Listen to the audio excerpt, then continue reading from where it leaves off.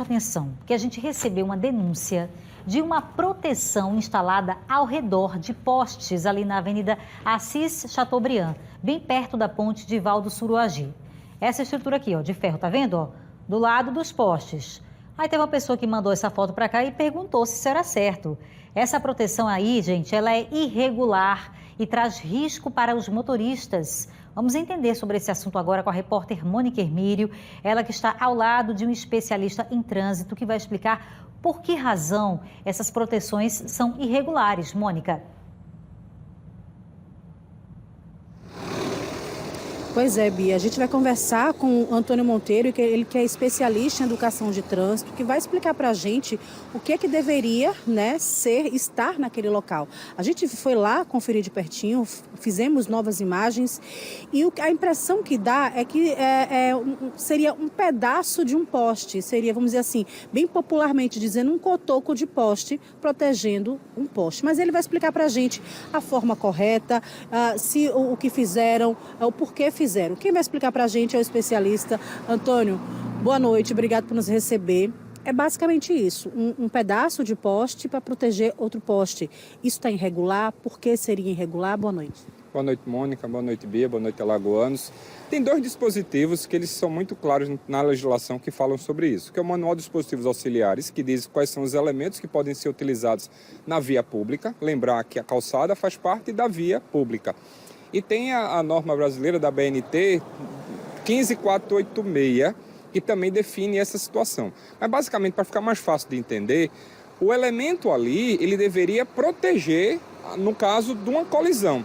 E o que é proteger? É absorver a energia. O veículo sai da via, vai para colidir com poste, vai para colidir com qualquer objeto fixo, ele precisa absorver esse impacto para que o impacto dentro do motorista, da pessoa, dos passageiros, seja menor possível. Então, tudo que tem de tecnologia, os crash tests, que testa veículo para impactar, os airbags, tudo isso é porque o veículo em velocidade ele tem muita energia e essa energia precisa ser dissipada para que não venha a morte. Então, colocar um elemento daquela forma, rígido daquele jeito, um elemento de concreto, robusto, a 30, 40 centímetros da via, ele realmente ele afronta a vida, ele aumenta o risco de morte, da gravidade da lesão, e ele está contra essas duas legislações que eu coloquei, que é a norma brasileira, que regulamenta os dispositivos auxiliares, e a parte do manual também, que faz parte do Código de Trânsito Brasileiro, que é a lei federal. Quais seriam os materiais ideais, para que se pudesse fazer uma proteção da forma segura? O correto ali seria o guarda-reio metálico, que ele absorvesse, ele poderia gerar uma deformação antes de atingir o poste. O problema ali é que até o poste está colocado muito próximo à via, então o mundo ideal seria a retirada desses postes junto à via. Se a gente lembrar de maneira muito fácil para entender, há décadas a gente assiste a Fórmula 1. E a Fórmula 1 não tem nada próximo nas saídas da pista. Ao sair da pista, você tem caixa de areia, caixa de brita, pneus, guarda-reio, até proteger. Então, dificilmente vai ter, como o nosso ídolo Ayrton Senna, que aconteceu há quase 30 anos atrás, essa situação, porque justamente a energia é absorvida. Hoje, algumas rodovias, até no Brasil, já tem caixa de areia que protege, se não me engano, na Rio Santos, tem elementos desse tipo. No Paraná já foi colocado também. Então é isso, a gente precisa ter uma regrinha que diz que as rodovias precisam perdoar. O erro de sair da pista, o erro de excesso de velocidade, o erro de perder o controle por conta de um celular, ele não pode ser levado o condutor à morte. E um elemento desse, muito próximo à via, qualquer pessoa que diz que vier a sair da pista ali, colidir com esse elemento, a gente pode ter uma situação muito grave. Antônio, essas proteções irregulares foram colocadas pela Equatorial. Quem deveria fiscalizar? A quem ela deveria pedir autorização para que ela pudesse colocar essas proteções da forma correta? Porque se tivessem pedido autorização, teriam orientado a forma correta e o material correto a ser utilizado. Quem deveria autorizar e fiscalizar? O Código de Trânsito ele é dividido em responsabilidades municipais, responsabilidades estaduais e responsabilidades federais. Em rodovia federal, de responsabilidade é do governo federal, do DENIT. Em rodovias estaduais, seria do governo do estado, do DER. Em áreas municipais, é a responsabilidade do órgão de trânsito municipal. Ali é uma rodovia estadual com jurisdição municipal. Ali foi cedida à prefeitura alguns anos atrás. Então, no caso em questão, deveria ali a DMTT agora acompanhar essa situação e observar, né? Não pode, qualquer que seja empresa, qualquer situação, vir a intervir dentro da via sem o órgão de trânsito não autorizar ou tomar uma providência no caso. Essa fiscalização, agora que já foi instalado, fica a cargo de quem? De novo, a jurisdição no caso ali é da prefeitura, seria da DMTT.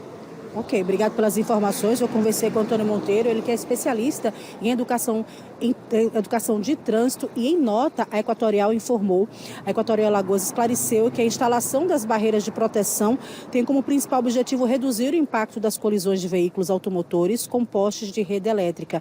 E as estruturas são colocadas em pontos estratégicos e com maior reincidência de acidentes, sem atrapalhar o passeio público.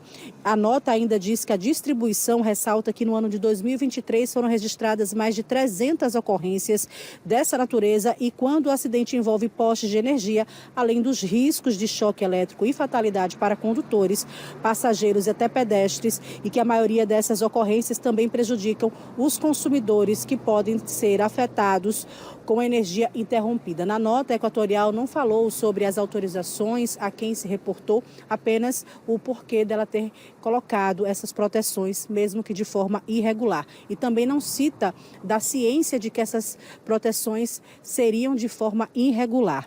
A SENSC, que é a Secretaria Municipal de Segurança Cidadã, enviou uma nota também em nome da Prefeitura, informando que não houve solicitação nenhuma da Equatorial para a instalação do equipamento no passeio público. E uma reunião será marcada com a empresa para discutir quais os pontos críticos que necessitariam de barreiras de proteção e qual o tipo de material a ser utilizado, para que a decisão passe pela avaliação de técnicos do município de Maceió. E a SENSC, ainda na nota, reforça que construções que obstruam o passeio público são ilegais, podendo gerar multa ao responsável e a remoção do equipamento. E a gente aguarda, né, depois dessa reunião, o posicionamento tanto da Equatorial quanto da SENSC, os órgãos responsáveis para fiscalizar esse tipo de construção, para saber se realmente será necessário retirar essas construções irregulares ou que tipo de modificação poderá ser feita. Voltamos com você, Bia. Mônica, Antônio, muito obrigada pelos esclarecimentos. A intenção da Equatorial foi até boa, mas não respeitou a norma padrão, que prevê como deve ser feito esse tipo de proteção, o material inclusive, e sem falar que não houve uma comunicação prévia de que eles seriam instalados no passeio público.